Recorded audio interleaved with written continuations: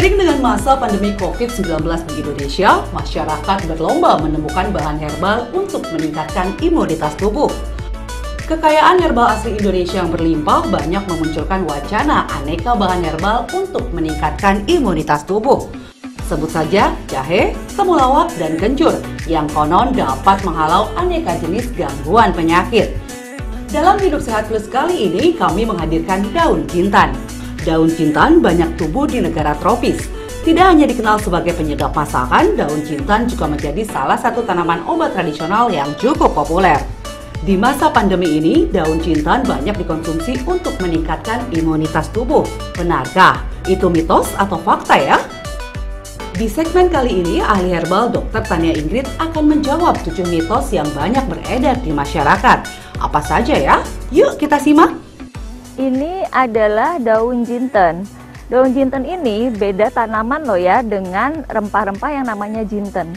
Kalau daun jinten ini nama lainnya kalau di daerah Melayu atau Sumatera namanya adalah daun bangun-bangun. Nama latinnya adalah Coloeus amboinicus. Daun jinten ini selain dapat dikonsumsi langsung sebagai bumbu masakan, juga bermanfaat untuk pengobatan. Misalnya untuk batuk, untuk sariawan, untuk melancarkan ASI, dan lain-lain. Pada kali ini, saya akan membahas fakta mitos tentang daun jinten. COVID-19 banyak menyerang tubuh dengan imunitas yang rendah. Keterbatasan akses ke sarana olahraga dan berkumpul menyebabkan orang mudah stres dan imunitasnya menurun. Fakta mitos pertama, katanya mengonsumsi rebusan daun jintan dapat menjaga daya tahan tubuh. Benarkah itu fakta atau mitos ya? Itu adalah fakta. Daun jinten mengandung minyak atsiri, zat-zat antioksidan yang bersifat meregulasi respon imun, sehingga akan meningkatkan produksi dari imunoglobulin atau antibodi, meningkatkan produksi sel limfosit, monosit, dan sel-sel imun lainnya. Fakta mitos ketiga, saat flu datang memang sangat mengganggu. Oleh karena itu, penting agar imunitas selalu terjaga, terlebih di masa pandemi saat ini. Mitosnya, flu, batuk, dan asma dapat diobati dengan mengonsumsi rebusan daun jintan. Benarkah, Dr. Ingrid, itu fakta atau mitos ya? Ya, itu fakta. Daun jinten mengandung senyawa-senyawa dalam minyak atsirinya seperti eugenol, carfentanil, thymol, dan lain-lain yang bersifat antipiretik atau menurunkan demam, meredakan batuk, mengencerkan dahak atau ekspektoran, juga melegakan saluran nafas atau dekongestan. Juga bersifat melebarkan bronkus ya, sehingga membantu pengobatan pada penderita asma. Kanker masih menjadi penyebab kematian tertinggi. Kanker disebut juga sebagai silent killer karena sifatnya yang laten dan terdeteksi pada stadium lanjut. Fakta mitos keempat, kanker sendiri merupakan penyakit yang disebabkan pertumbuhan sel yang tidak normal di dalam tubuh. Mitosnya mengonsumsi daun jintan dapat membantu mencegah kanker. Benarkah itu fakta atau mitos ya? Itu adalah fakta.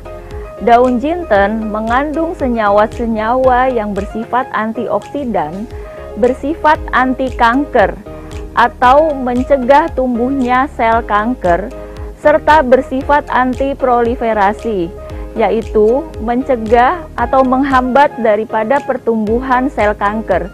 Misalnya, sel kanker paru. Ini terbukti melalui penelitian-penelitian in vitro.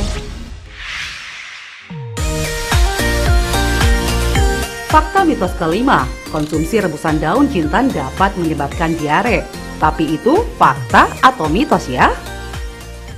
Itu mitos, karena justru daun jinten itu bersifat memelihara kesehatan pencernaan, sehingga mengatasi keluhan-keluhan seperti kembung, karena bersifat karbinatif atau meluruhkan gas, serta bersifat antiinflamasi, mengurangi peradangan-peradangan dalam usus.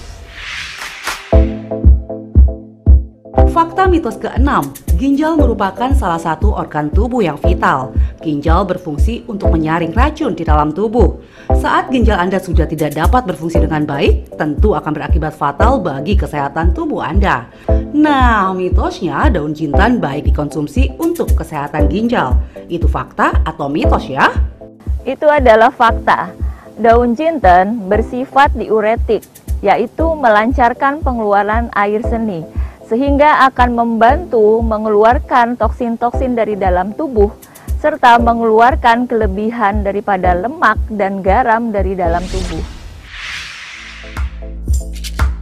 Fakta mitos ketujuh, lancarnya ASI tentu dipengaruhi oleh apa yang dikonsumsi oleh sang ibu. Mengonsumsi makanan yang sehat dan bergizi tentu membuat ASI dapat keluar dengan lancar. Mitosnya, mengonsumsi daun jintan dapat membantu melancarkan ASI. Benarkah? Itu fakta atau mitos ya? Ya, itu fakta. Bukti-bukti pengalaman empirik sejak ratusan dan ribuan tahun yang lalu, daun jinten memang dipakai oleh masyarakat-masyarakat seperti di India, juga di Indonesia, dan paling utama di Sumatera Utara. Daun jinten ini dipakai untuk melancarkan ASI. Dan pada penelitian, daun jinten memang terbukti bersifat galaktagok atau merangsang sekresi atau pengeluaran daripada air susu ibu. Sudah dijawab semua ya fakta mitos yang beredar tentang manfaat daun jintan bagi tubuh? Lalu bagaimana ya cara mengolah dan batasan konsumsinya per hari? Nah, Dr. Ingrid akan memberikan tipsnya untuk Anda. Sekarang saya akan menjelaskan bagaimana cara membuat ramuan dari daun jinten ini yang sederhana berupa rebusan. Sebenarnya daun jinten ini juga bisa dimakan langsung sebagai lalap ya. Dan kalau untuk sariawan bisa dikunyah-kunyah langsung di dalam rongga mulut, lalu ditempelkan di lokasi yang sakit selama 1 menit, kemudian bisa langsung ditelan.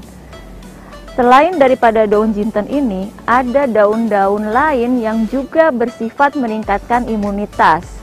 Misalnya daun bidara, daun pepaya, daun som jawa, dan daun jambu mete.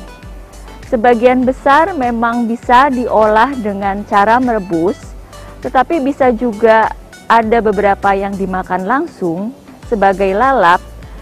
Juga ada yang dibuat menjadi jus, kemudian diperas dan diminum airnya. Jadi untuk membuat ramuan daripada daun jinten ini, kita siapkan air yang sudah mendidih, kira-kira 2 gelas. Setelah itu kita bisa masukkan 7 lembar dari daun jinten ini ke dalam rebusan air mendidih, lalu direbus hingga tersisa 1 gelas. Nah, ini airnya sudah mendidih, jadi kita bisa masukkan 7 lembar daun jinten ini.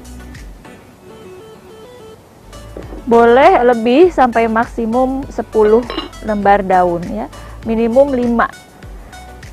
Kita tunggu hingga kira-kira tersisa setengah, tetapi sebenarnya bisa juga kita diamkan 5 menit setelah mendidih, kemudian kita matikan.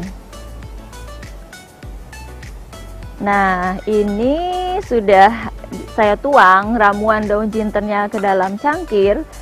Seperti ini bisa langsung diminum. Tapi kalau kita mau tambahkan madu, itu tentu baik juga. Kita bisa tambahkan madu sekitar 1 sendok makan. Setelah ini diminum dan kita bisa konsumsi 2-4 kali sehari. Tergantung beratnya gangguan kesehatan yang kita rasakan. Misalnya jika kita mengalami sakit flu dan batuk yang cukup mengganggu, kita bisa konsumsi 4 kali sehari 1 cangkir ya. Jika sariawan, kita cukup mengunyah daun mentahnya saja. Nah, ramuan daun jinten ini aman dikonsumsi anak-anak di atas umur 5 tahun dan juga orang dewasa, serta aman juga untuk lansia. Tetapi ingat ya, kalau wanita hamil sebaiknya tidak mengkonsumsi rebusan daripada daun jinten ini, karena ada sifat yang meningkatkan kontraksi daripada rahim. sehingga bisa menginduksi atau menstimulasi persalinan prematur.